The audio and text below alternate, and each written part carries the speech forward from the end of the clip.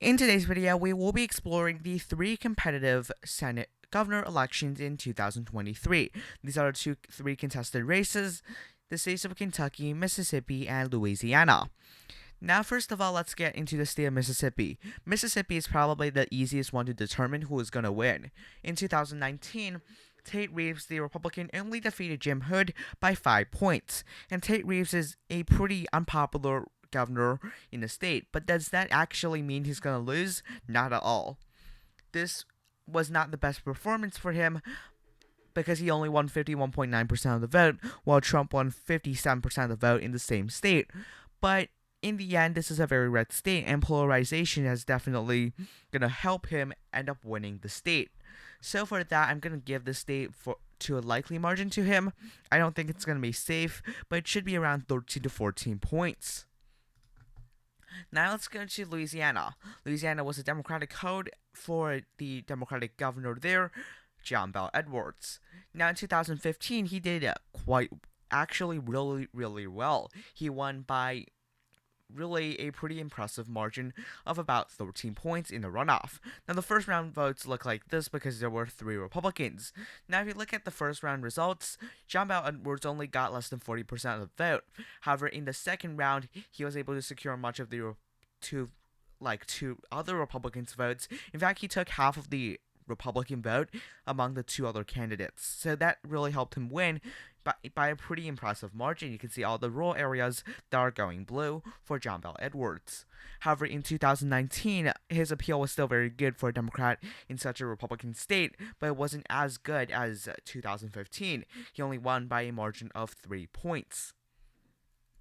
So in 2023, with polarization and the fact that he cannot run for re-election because he is term limited, it doesn't look good for Democrats. Democrats have a very weak bench. Thus, I'm going to put this in the likely Republican category. Now going to the state of Kentucky. Kentucky is definitely very, very close here.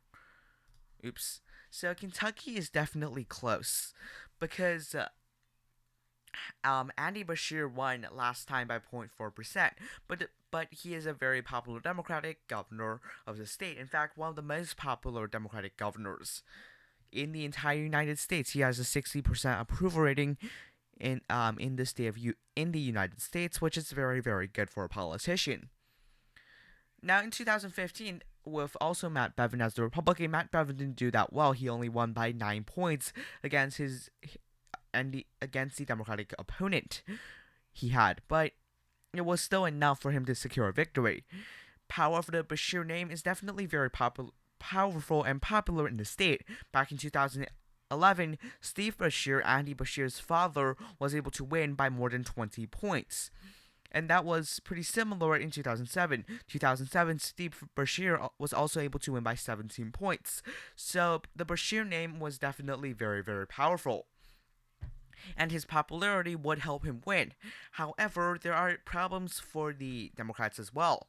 One of them is that the rural areas are really more polarized, as well as the urban areas. Democrats are going to more likely vote for Democrats, and Republicans are more likely to vote for Republicans. And all these 3 states that have elections are heavily Republican states.